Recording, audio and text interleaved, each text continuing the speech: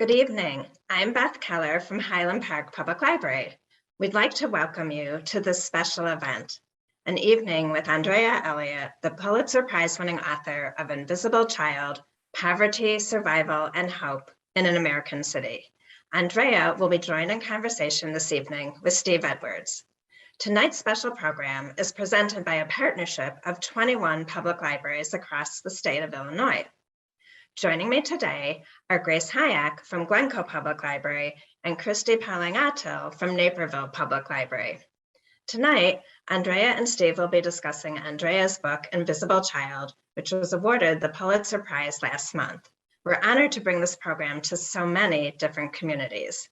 The New York Times, The Atlantic, and Time named Invisible Child one of the top 10 books of 2021, a future American classic, a vivid and devastating story of American inequality, and a rare and a powerful work whose stories will live inside you long after you've read them, are just some of the quotes about the book. Please note that tonight's event is being recorded. As an attendee tonight, your microphone and camera are turned off. Closed captioning has been enabled. You can turn on or off the closed captioning by clicking on the live transcription or the More icon at the bottom of your screen. Following tonight's event, there will be a question and answer session. You can submit your questions by clicking on the Q&A icon at the bottom of your screen and typing in your questions. Please feel free to submit your questions throughout the event tonight. My colleague Christy will moderate the question and answer session. Thanks to the Bookstall and Prairie Fox Books for supporting this event with online sales of Andrea's book, Invisible Child. You can find links to purchase the book in the chat box. I'd now like to turn it over to my colleague Grace Hayek from Glencoe Public Library to introduce our speakers. Thank you. Thanks, Beth. Andrea Elliott is a Pulitzer Prize-winning journalist who's documented the lives of poor Americans, Muslim immigrants, and other people on the margins of power. She's an investigative reporter for the New York Times and the author of Invisible Child, which won the 2022 Pulitzer Prize in General Nonfiction and was chosen by Barack Obama as a favorite book of the year and by the New York Times as one of the top 10 books of 2021. She's also a recipient of a 2007 Pulitzer Prize for feature writing, a George Polk Award, the J. Anthony Lucas Book Prize, an Overseas Press Club Award, and Columbia University's Medal for Excellence, given to one alumna under the age of 45. Ms. Elliott is the first woman to win individual Pulitzer Prizes in both journalism and arts and letters. She'll be joined in conversation by Steve Edwards, who spent more than 20 years as an award-winning journalist, interviewer, and host of such acclaimed programs as WBEZ's 848 and The Afternoon Shift. As a journalist, his work has appeared on the BBC, Bloomberg News, PBS, and numerous public radio stations around the United States. Most recently, he was Chief Content Officer and Interim CEO of WBEZ Chicago Public Media, Chicago's NPR news station. From 2012 to 2017, Edwards helped launch and lead the University of Chicago's Institute of Politics, a nonpartisan program devoted to cultivating the next generation of public service leaders. He's currently a managing director at Koya Partners, an executive search and strategic advisory firm focused on identifying and strengthening mission-driven leaders across the civic and nonprofit sectors. Welcome, Ms. Elliott and Mr. Edwards. We're so glad that you can do this with us tonight. Please begin. Grace, thank you so much for that introduction and for the opportunity to be in conversation with all of you tonight. And Andrea, thank you so much for your book, for this astonishing reporting, and for the conversation we're about to have. It's great to be in conversation with you. I'm so thrilled to be here tonight with all of you. And it's especially meaningful to me that this is a library-centric event, because libraries are so vital in the lives of poor children in America, and all children really. So thank you. I should point out, just to reiterate something that Beth said at the outset, we very much want to involve you in the conversation. So I'll begin by talking with Andrea a bit, and then all of you who are with us tonight, as we go forward in a bit, I will encourage you to chime in with your questions, and Christy Palangati will make sure that we get your questions into Andrea as we go forward. But let me start with you, Andrea, if you don't mind, and sort of connect this work to what Grace had mentioned at the beginning, which was prior to really October of 2012, you were working as an investigative reporter for the Times, doing long form enterprising work. You're also doing a lot of work really examining Islam in the United States following the 9/11 terrorist attacks. What was it in the fall of 2012 that had you turning your attention to the questions of poverty, inequality, and homelessness? Well, for one thing, I have always been comfortable being uncomfortable as a reporter, being an outsider, coming into other worlds that are not my own. And I think after 7 years, it was that I had been immersed in looking at different aspects of life, of Muslim life in a post 9/11 West, I felt ready for a new subject. And so that opened me up to just starting to think about things right as Occupy Wall Street occurred. And this new awakening was happening in America about inequality. And that made me feel like really looking at it myself, just more closely, which led me to pull a book off of my childhood home shelf. I was visiting home in Washington, D.C., and I was in the same bedroom that I spent my high school years in. And there was a book I had last read in high school called There Are No Children Here by Alex Kolowitz, about two brothers in the Chicago public housing projects. And as I began to reread that book, I kept asking myself, how much has really changed? Because it had been more than 20 years. And that question, and it's always just a big question like that, a very basic question. I always think as a reporter, there is no such thing as bad question. You know, what I am is a professional question asker.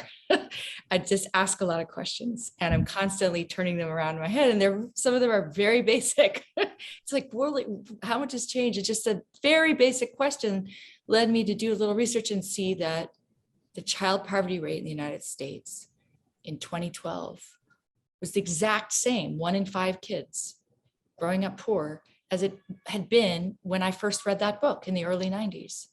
So that the needle had barely moved.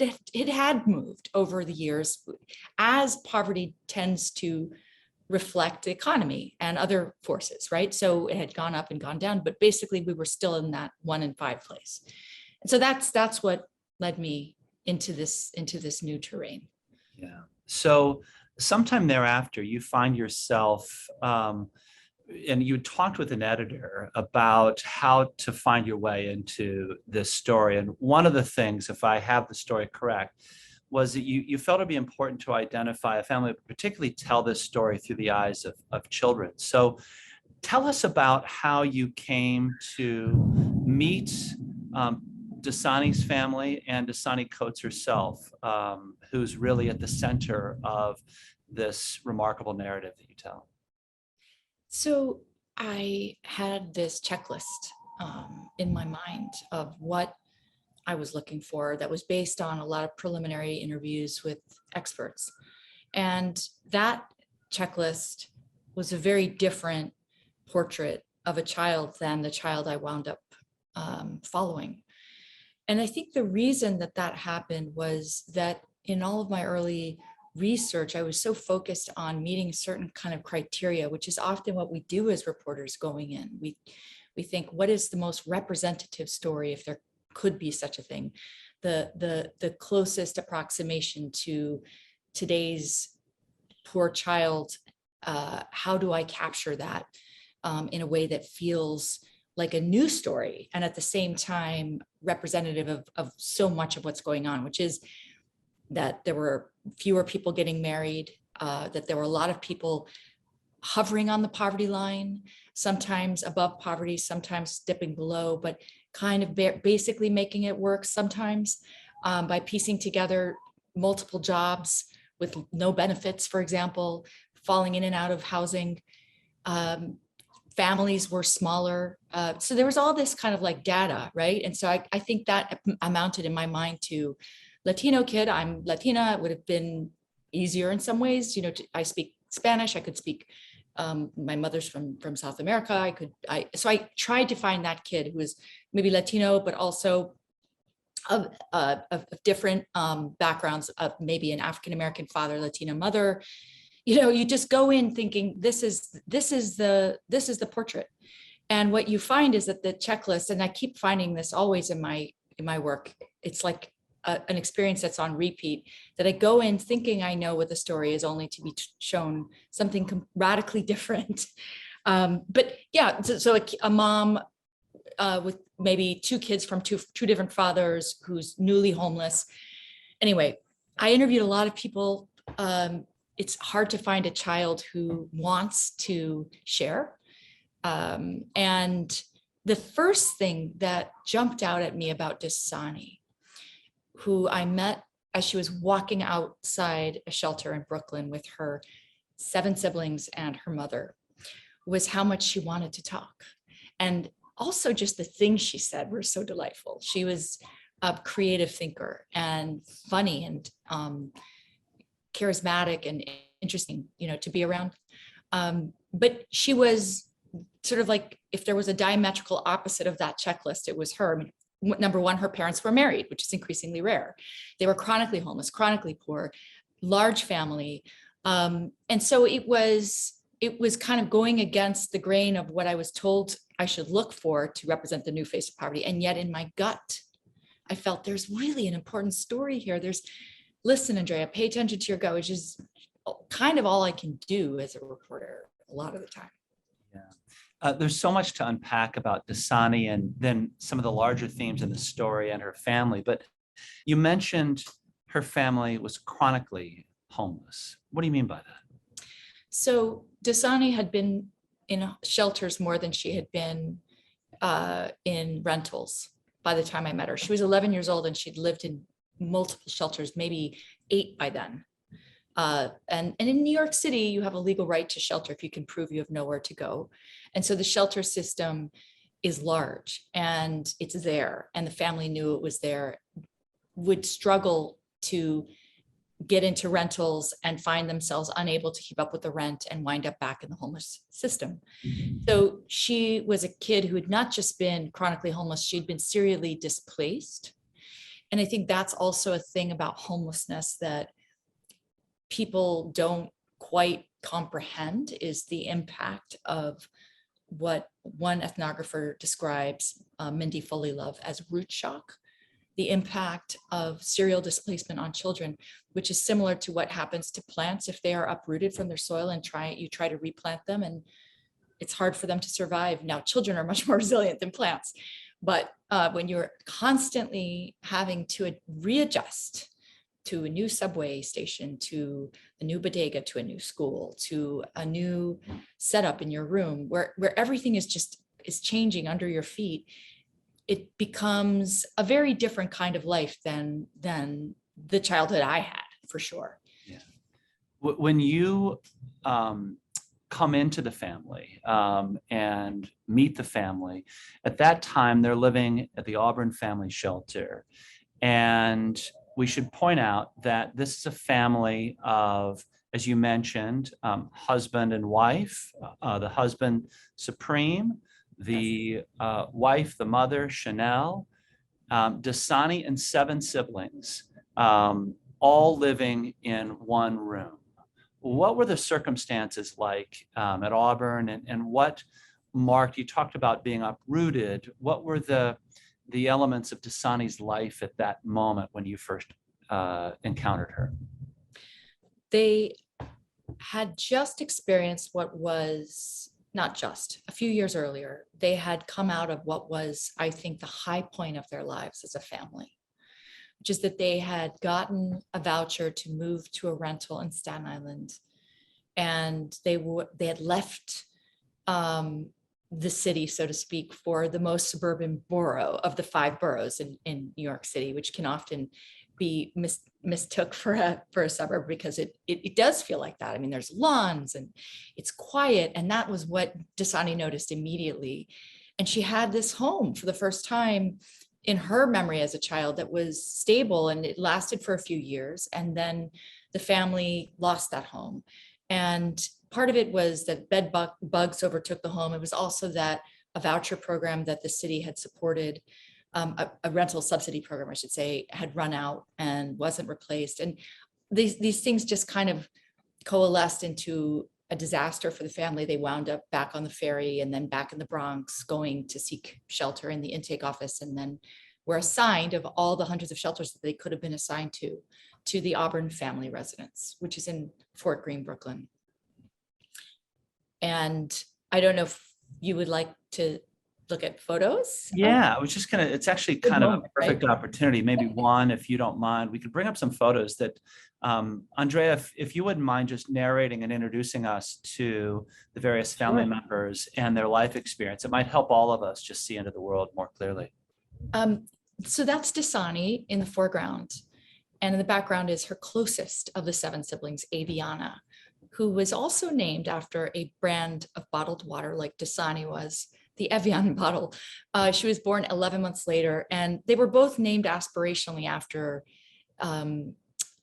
something that symbolized to their mom, Chanel, who herself was named after the perfume, symbolized a better life, a luxury that they couldn't afford. And this is a photo that was taken the year that I met them. And I just think it says so much about Dasani's presence as a person. Yeah. Let's go to the next photo. This is Dasani celebrating her 13th birthday. That is her mother, Chanel, on the right. And there is the whole family with Supreme, her husband, who is a barber, standing next to her, and the baby in the stroller, and all of her other siblings. Dasani,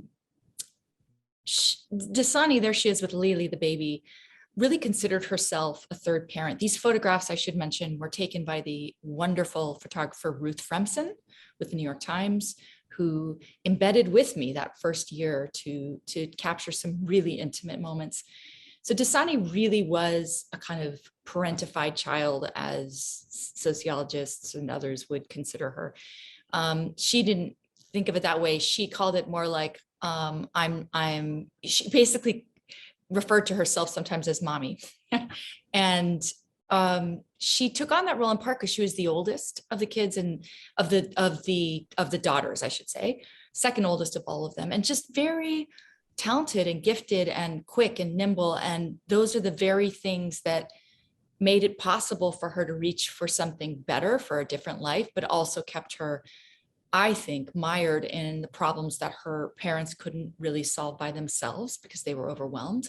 And that was one of the great conflicts and sources of tension that I witnessed for many years, was between what are her obligations to her family and what is the promise that she wants to meet for herself. We'll come back to that theme, but go ahead. Yeah, this is her in school. She was on the honor roll when I met her, which is extraordinary given the way that she was living at home. And I think we have some of those photographs with us. I hope we do. That's her. So part of her morning routine involved taking her kids, she would say, her younger siblings to school, walking them. She did so much work every morning. And it was like, by the time other kids were just waking up to go to school, this kid had been working for 2 hours to help, just keep the family running. And yet she was on the honor roll, which was kind of extraordinary. Let's see what the next photo is. That's her on the train with her mother and her siblings. We spent a lot of time standing right there was one night, very, very cold night. She's wearing a jacket that was donated to her by a security guard at the school. We spent so much time just on the street and on the train and just walking, because that is where a lot of her childhood was unfolding, was in the city itself, outside, not inside. Do we have any other photos, or are those all the photos I gave you guys? I think we may have a couple more. I thought I had a photo of the room. Well, this is her in her, but I'll just describe the room for you anyway. This is her in her dance studio, which was the closest that she'd ever gotten to her dream, which was to be a dancer. Also, another dream was to be a sprinter and go to the Olympics. She was very athletic. But, you know, the school was just a refuge like libraries are for kids like her. And the local library, the Whitman library was for her. These are safe spaces. It's the only place where she could find a dance studio. School was the only place where she had a closet in her homeroom, which is such a powerful word when you think about it. For a kid who's homeless, who's living in a shelter where there is no closet, she comes to school every day and can tuck her coat into the closet. So that was a lot of the kind of tension that I was witnessing, was between what she could have and she saw was there in the outside world and what was her burden to carry in her inside world, which was this room that was very crowded, overrun with mice and mold and roaches. It was a very disturbing and upsetting thing to see a family living in, given that's her at school going and grabbing a snack in the morning because she'd missed free breakfast. There's a free breakfast at the shelter and there's a free breakfast at school, but often she was so overwhelmed she missed both. And her favorite thing in the world was, and continues to be to this day, Oreos.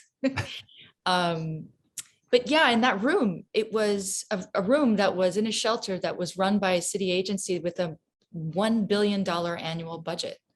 And yet it was just a scene of Dickensian level poverty. And she was making the best of it when I met her. She would wake up in the morning and go to the window and look at the Empire State Building and say that it made her feel like something else is going on out there, which is a scene that that happens early on in the book that tries to, I tried, and with that scene, to kind of set the stage for who this kid is and why we're going to follow her for the next 8 years. Yeah.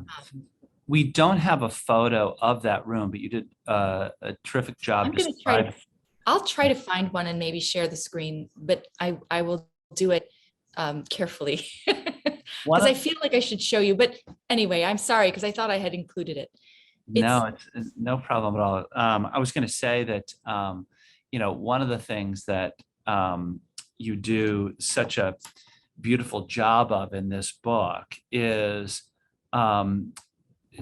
telling these moments of interiority, literally and figuratively, and these moments of intimacy, individuals and families taking us inside their home, their shelter room, their lives.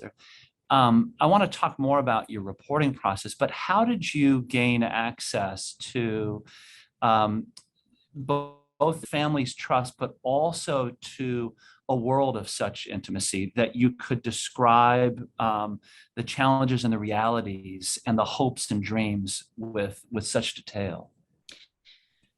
So the way that Chanel likes to tell the story, which is so funny because our memories match, but these are different vantage points of the exact same set of events, is so her coming out of the shelter every day, knowing that I was waiting to try to talk to her and sending her kids out first to take a look and saying, is the white lady still there? Goes tell, and then they come back and be like, Ma, she's still there, but she's fine. Come on. And she would just, I think I just wear people down. I think, I don't know. I'm very stubborn and I don't have any problem spending just incredibly outrageous amounts of time waiting, to the point where I wear out my editor's patience, every last bit of it. But I think that's the way. I think you can talk your best game as a journalist, and it doesn't come close to just the experience that lives outside of verbal language, that is about being together and just showing up, showing your face, laughing together, being bored together, walking together. But anyway, but my experience was, I'm outside the shelter. I'm trying to get in. It's closed to the public. It's definitely going to be closed to reporters, or if they know that I'm on the story, they're going to make the problem go away. And so I'm sort of trying to stay quiet, or undercover, so to speak, while being clear with the moms, with the homeless families that I'm talking to, who I am, but trying to do it in a quiet way. And everyone keeps saying, there's this family of 10 in this one room. And that's the one you got to talk to, Chanel. And I could just tell she was a bit of a, really in their eyes, a kind of leader, right? More than a bit. And she was somebody who was unafraid, that she was willing to speak in ways that others weren't. From the things they were saying, I could tell that. And then I saw her one day coming out. This is before I began hanging out, waiting. And I was the white lady who was waiting. This was the first moment.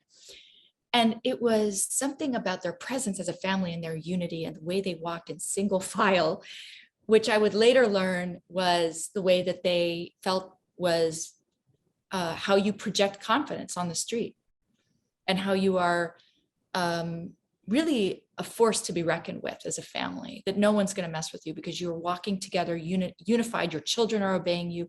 It was a sort of sense of just tremendous discipline. Like, I want to know what they're all about. Like, what's this family deal? What's their story? I gave her my card, and I just tried over a series of weeks, really, we met in the park and we did an initial interview, but I think she was understandably trepidatious. And I think one thing that bonded us early is that we had a shared adversary, in a sense, which was poverty, and more specifically, the way that poverty was being tolerated, unfolding in this shelter that I couldn't get access to.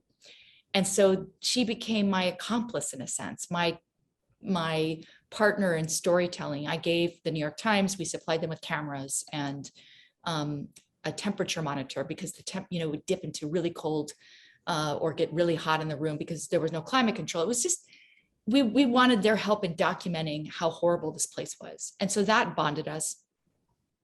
I think another thing that helped was I'm a mom, and I had 2 very young children at that point. And Chanel later said to me, if you weren't a mother, I would never let you my children. And I understood that.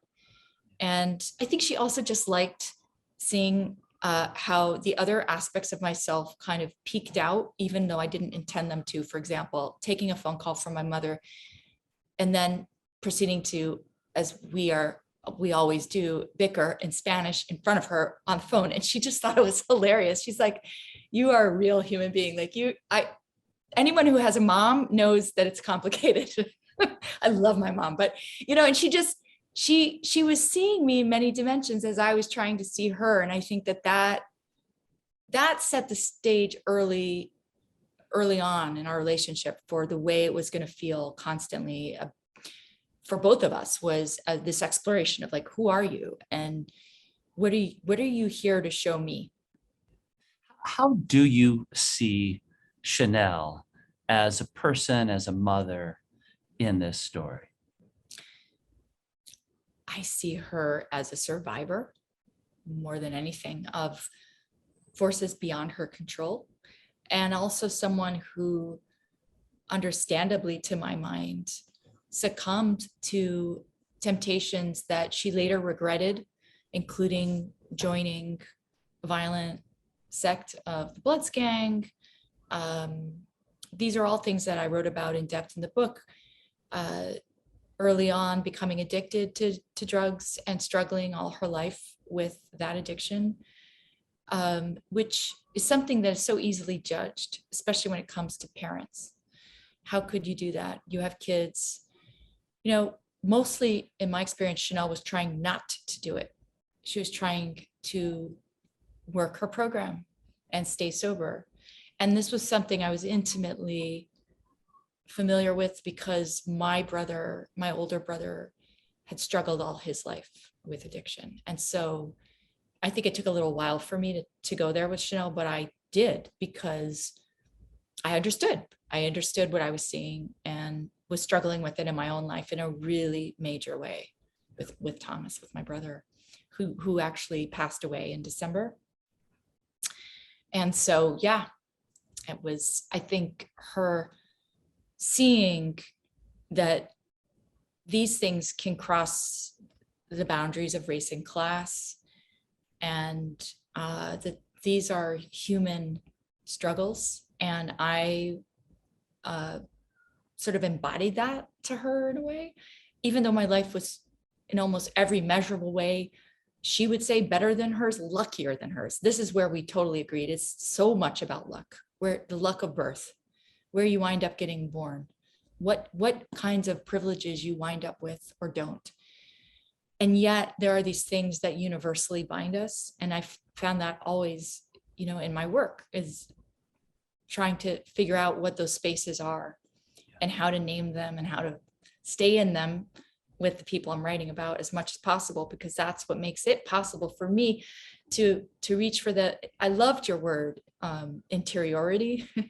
That is, I think, probably my greatest goal as a reporter, is to get inside and really be able to responsibly and deeply convey that interior, even if it's not my own.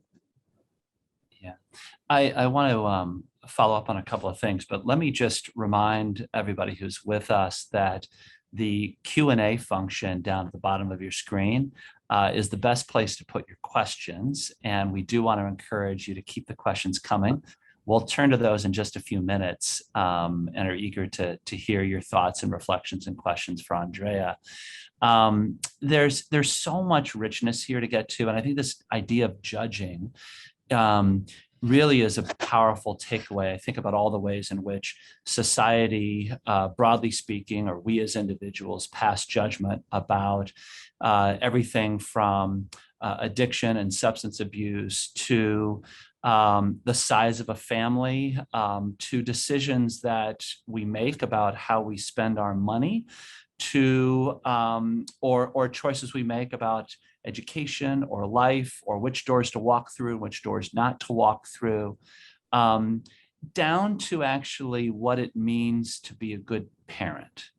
And that's a through line throughout this entire book. And I don't want to overlook Dasani in here, because she's just such a profound person at the heart of the reporting and story that you tell. But I want to stay with this because Dasani, I should just to fill in gaps for those who haven't read Invisible Child, has an extraordinary opportunity to go to a private boarding school in Pennsylvania, the Hershey School, by virtue of her talents and by virtue of the circumstances in which she finds herself and her family, and would be delighted for you to say a word or two about that. And at the same time, her family is, over the time that I think you were with them, was continually under the watchful eye or surveilling eye or protective eye, however you want to characterize it, of Child Protective Services. Some 12 visits during a period of time, checking in, reporting on, raising questions about frankly, the health of the children and the healthy environment they were growing up in. And these two things are sort of happening simultaneously during a key moment of Dasani's life. So there are many questions to ask. Maybe you could spend just a minute talking about both the Child Protective Services system as you encountered it, and then ultimately the impact that had on the family and on Dasani's journey. Yes, so ACS, which is the biggest of many acronyms that define Dasani's childhood. These are city agencies, HRA, welfare, DHS, homeless services, ACS, Administration for Children's Services. That was the biggest one, the most powerful, the one that had the power to potentially break up Dasani's family. That is how she felt their presence. That's the worry she carried for years, to the point where she once, when actually the year I met her, when she was at the Auburn shelter, she went to the rec room and Googled that ACS asks you, because she was trying to research how best to be prepared if the caseworkers come again. When I came into this story as just a total outsider to that world, I think I brought a lot of the perceptions that many people bring. Well, if you're being monitored for good reason, if a kid gets separated, removed from a family and put into foster care, that means that home was a disaster and foster care is really the best place. These are abused kids. these are probably parents who shouldn't have had kids. You know, you just have these ideas because it's so extreme to separate a child from a parent. And if you have any question about how that plays out in the American public square, just think back to 2016 and the border and Trump and migrants being separated from their children and the uproar that happened, you know, across America over this. How could we in this country do this to children? And yet, if you spend any time in predominantly non-white neighborhoods, and it also affects white poor communities, but predominantly poor and predominantly Black and brown neighborhoods, what you see is like, look, this kind of separation has been happening for decades. And the vast majority of these cases, 75% of them, are neglect cases. They're not abuse. And neglect is a very, very different animal, so to speak. We know what abuse is. Abuse is intention to harm. We don't want kids to be under any threat of abuse, obviously. But in cases of neglect, what you're looking at more often is failure to provide. It's inaction. It's so closely correlated to poverty. It's failure to provide adequate housing, failure to provide adequate clothes or adequate food. In the case of this family, the children, but most of their cases that involved, and never, there was only one time where they separated the mom, were neglect accusations. So this was, you know, you guys just don't have it together as parents. And for the problems of poverty and also addiction, which is, I would argue, very closely correlated to the traumas that went untreated in their pasts. Instead of getting the help they needed and the supports they needed, they found themselves in this very punitive system. And Dasani experienced it as a kid as a very, very threatening force, because her own system of survival was the system of her siblings. That the kind of bond that they created was how they shielded themselves from the like gale force winds of this other world that they were, the outside world. This was how they stayed safe. Was one of the reasons why Chanel wanted to have a large family in large measure. Yeah. Yes, exactly. And that's what's so interesting about judgments, right? We have these judgments. She had a lot of kids because she was irresponsible. And when you start to unpack them, I find myself constantly surprised and fascinated by what winds up being the explanation. This was a planned family. This was a family that was created by design. And it was all about trying to provide for the next generation, for Chanel and Supreme's offspring, what they lacked as kids, which was, they came from families that were broken up, and they didn't, as Chanel put it to me once, I didn't want my children to wind up bonding with people on the street who called them brother and sister, but who weren't their brothers and sisters, because that's how the street became my family. And I didn't want the street to become their family too. So this was the most important thing for them, was them, that just the human fact of them, right? That their existence as a group, as a collective. Nobody thought of him or herself in that family as an individual, really. Everything was in tandem. And so the idea, like you could imagine, to Dasani, of them being split up was horrifying. She'd much rather be in a room packed with 9 family members than have everyone split up in foster care. And that is precisely what happened. And you're right to connect it to Hershey. I think she sees the two as causal, actually. The fact that she left to go to this boarding school in Pennsylvania then created an absence of the order that the family was used to, right? That she was a very strong cog in the wheel, and she suddenly removed herself and things fell apart. As a result, you know, her little brother ran away 5 days later after she went to Hershey. That set off a new investigation, which snowballed into a bunch of things. But really, I would say, and this is very closely unpacked in the book and examined, is a tragic story of parents overwhelmed by the problems of poverty, who, through no fault of their own, actually, wound up being blamed for the conditions of their Section 8 rental. And then lost their kids into a foster care system that created tremendous harm. We're going to go to questions here in just a second. So Christy, will bring you in here in just a moment. Andrea, I don't know if you have a copy of the book at hand, but there's a passage actually on page 492 and 493 that sort of picks up on this story. So the family is really splintered. Different kids to different foster families, in some cases, multiple families.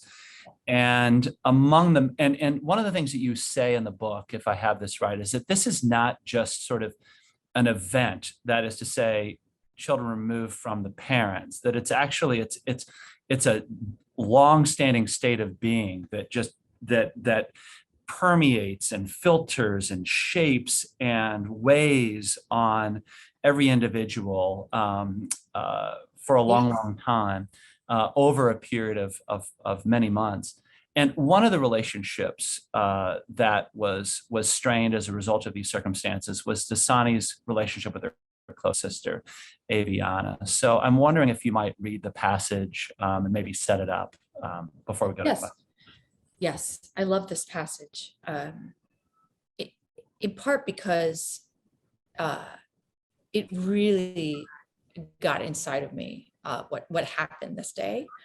I was there the day that the children were removed, and I witnessed the removal of Lily, which is described in the prologue, and the fallout. And of all the relationships, the one that I was certain would not fray was the one between Dasani and Aviana, who considered themselves twins. They were born 11 months apart, and they could literally finish each other's thoughts. And they shared the same mattress, the same pillow. When I first met them, when they were 11 and 10, the same mattress, same pillow, same dresser, different drawers in the same dresser. And they claimed to read each other's thoughts. I mean, this is how close they were. They had this sort of telepathy, and it was real, because they would suddenly burst into laughter in front of me when nothing had been said, and maybe 3 minutes had passed, and then they laughed, and it was like the joke was thought between them, but it was just an extraordinarily close relationship. And after being split up, sure enough, they went a year without talking, which was just unthinkable to me, that they were in different foster homes and they were estranged. And Dasani was starting to show signs that she was falling in, like her mother had, with a sect of the Bloods. Anyway, so this is where this passage begins. Forever Family, writes Dasani on December 3rd, 2017, above a photograph on Facebook showing 3 new friends. They are throwing gang signs. Dasani, now 16, knows that her estranged sister Aviana will be rankled by this. To write Forever Family is Dasani's way of saying the opposite, that nothing is forever, not even family, that one's sister can be replaced as easily as one's own blood, which is not thicker than water, as their mother used to say. In the photograph, Dasani wears a red bandana in allegiance to the Bloods. One family is poised to take the place of another. Dasani has not seen Aviana in over a year. They last exchanged texts 5 months ago, but Dasani knows how to break her sister's silence. Precisely 2 hours and 35 minutes after Dasani posts the Forever Family photo, Aviana appears on Facebook, clicking a digital hand. The hand waves at her sister. Dasani waves back. Hey, sis, writes 15-year-old Aviana. A feverish correspondence follows. They agree to meet the following weekend at a subway station in Queens. They are both nervous, so Aviana sends detailed instructions. Dasani must take the A train to Broadway Junction, then the J train to Queens. To the last stop, get off, go upstairs, and then meet me at the turnstile. Queens is not Dasani's turf. She asks for the name of the station, which worries Aviana. Nothing can be left to chance. Instead, they settle on Broadway Junction, which is impossible to miss. Got you, sis, Aviana writes. On the afternoon of December 10, Aviana leaves her foster home in Queens and Dasani leaves her foster home in Staten Island. They check their phones. I'm on the train, writes Aviana. Me too, writes Dasani. By 1:28 p.m., they are minutes apart. Both trains arrive and the sisters dismount. They cannot find each other. Aviana writes that she is here. Dasani writes that she's coming upstairs. Aviana writes that she's coming down. No, Dasani writes, she is coming up. Where are you at? Dasani asks. Aviana is at the turnstile. Come to the escalators, writes Dasani. The thread stops. The station stops. Two sisters are crashing into each other. They have no words. They hold each other like refugees who have crossed an unseen border. Everyone is watching. Mind your own damn business, Dasani manages to shout from her sister's impossible clutch. She cannot breathe like this. No one hugs like this. You're holding me too tight. Let me go. Let me go. No one lets go. They stand like this for minutes. They already know their next move. The A train will come, taking them to downtown Brooklyn, where their mother is waiting. The train is coming. The very train that their grandmother used to clean. It pulls into the station. The doors open. It's a beautiful, beautiful passage among so many really powerful passages in this book. Thank you for reading that, Andrea. Thanks for sharing that. Thank you. There's so much more to say. Let me just pause so we can bring in others into the conversation. Christy Palangatil of the Naperville Public Library, we turn to you for questions. Thank you, Steve, and thank you, Andrea. This was wonderful. Everyone, there will be a short poll that's going to show up on your screen for just a really short time. If you have more than one person watching at your location, just please fill out that poll. Thank you. All right, the first question we have, Andrea, is actually, Gail says, thank you for this interview. I couldn't put down this book. I have two questions. First, this book is part of a genre. I work in the social service system and I wonder, how do we change this long time narrative? Second, how does your privilege affect how you were able to tell Dasani's story? Those are such great questions.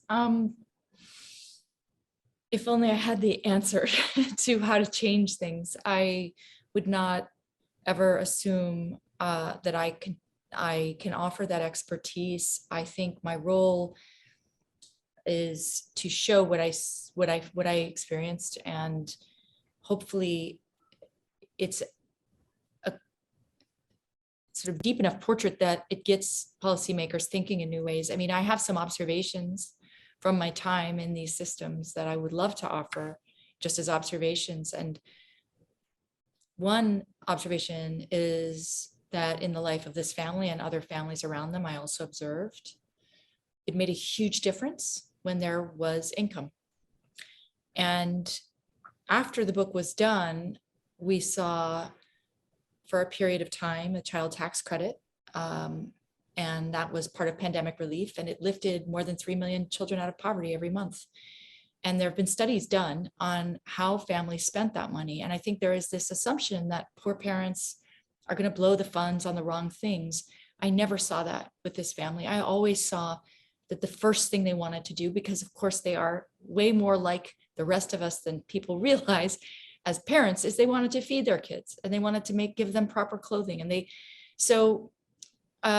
the fact that there isn't this sort of guaranteed basic kind of income as part of this country's project is striking to many countries in Europe. I was just in the UK on book tour, and they find the state of the safety net in the United States just kind of shocking.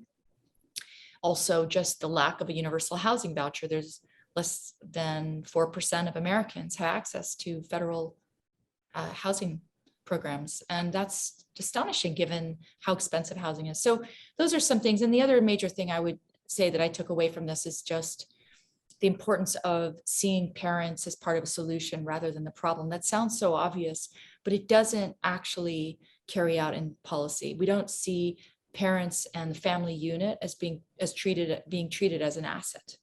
it's more treated as something to get around, a detriment, something to remove Dasani from, as she quote unquote escapes poverty, rather than looking at the conditions she's forced to escape as something that should be the center of our attention. How do we fix the communities?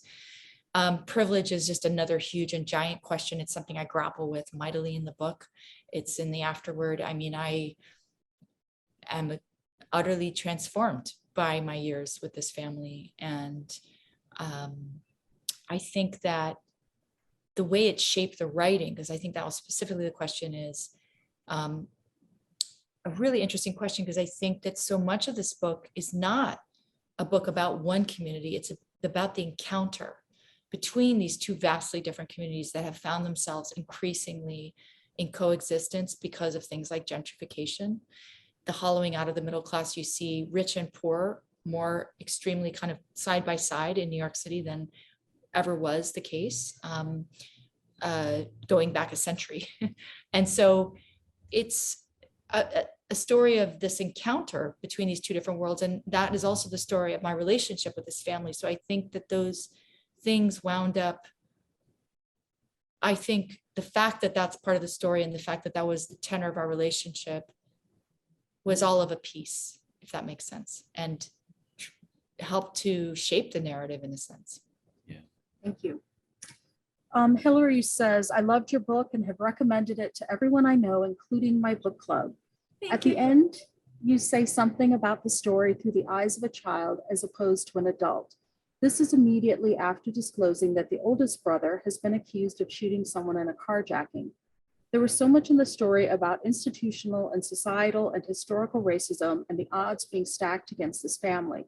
I'm so curious about how you find personal responsibility to fit into the narrative. Like, at what point do these wrong decisions become the fault of the family members?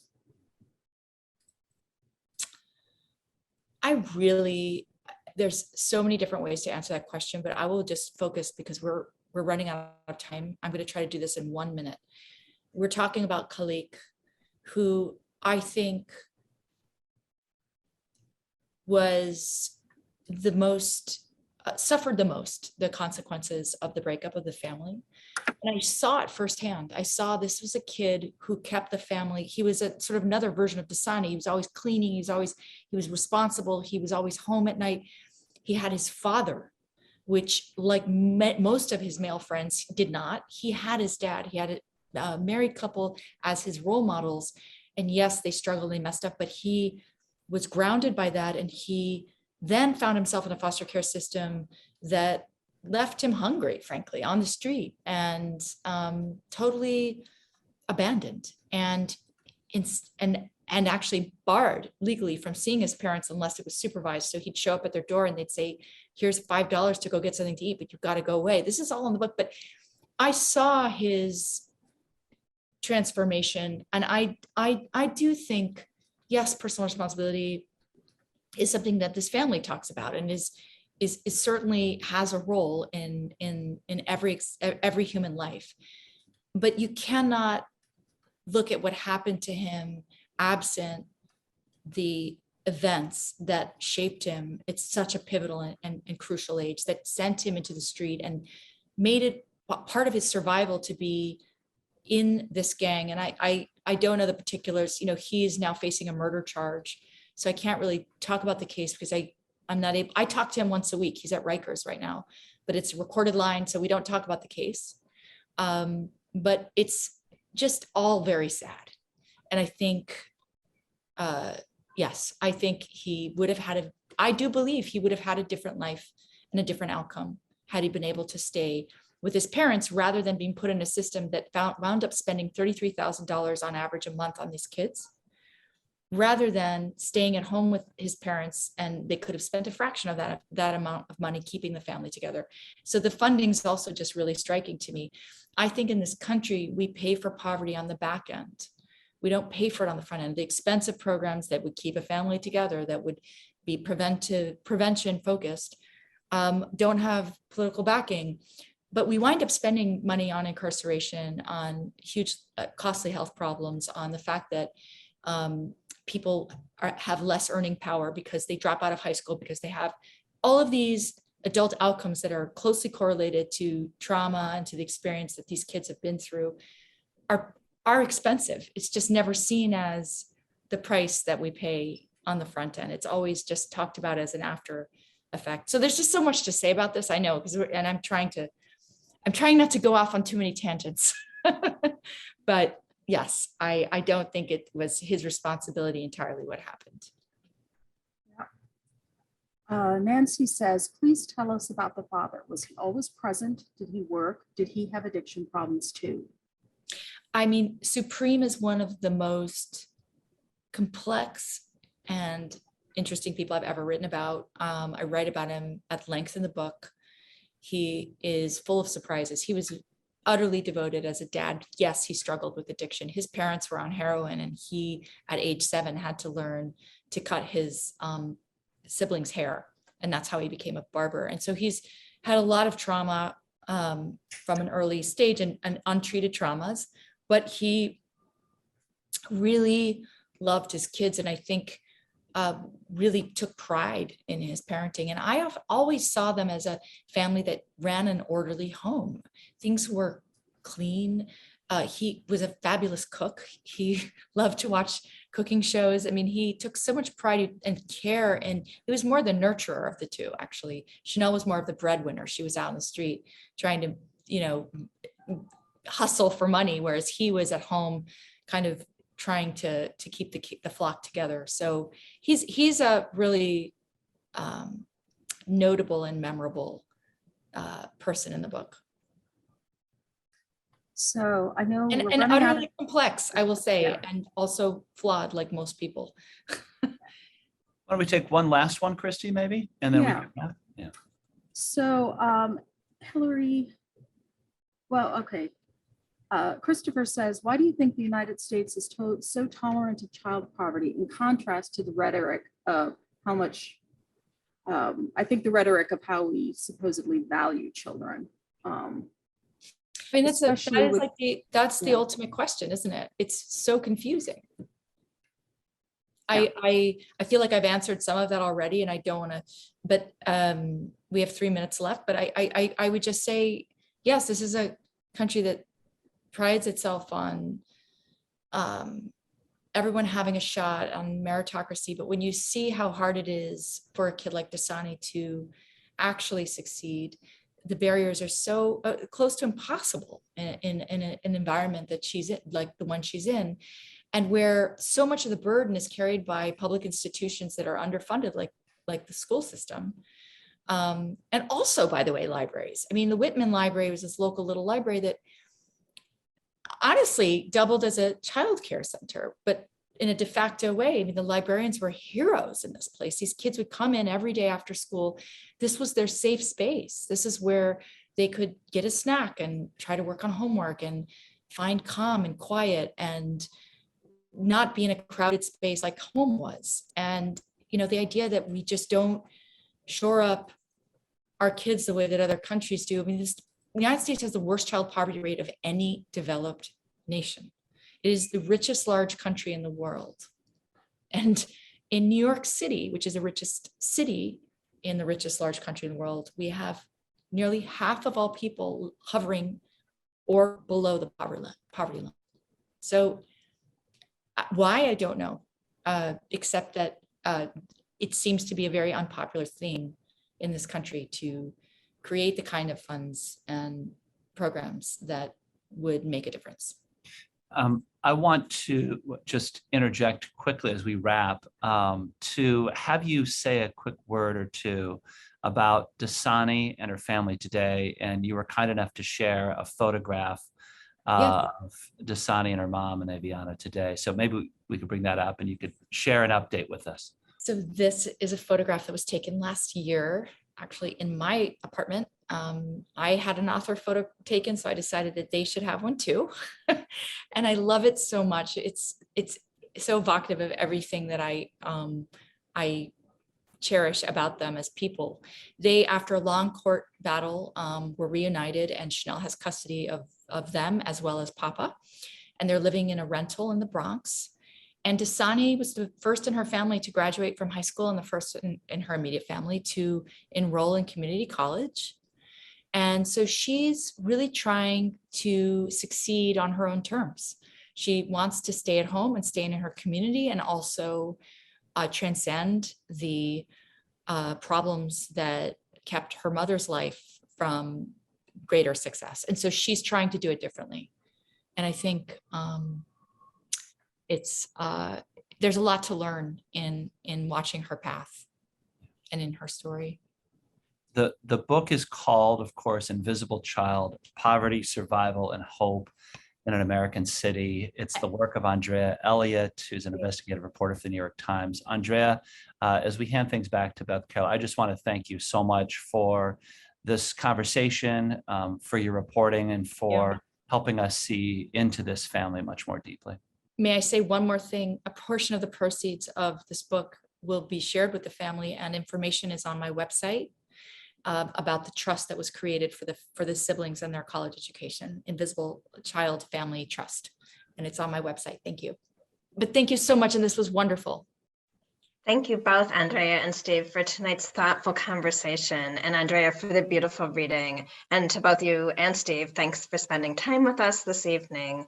And thank you all who joined us. Tonight's event was presented by 21 Library across the state of Illinois.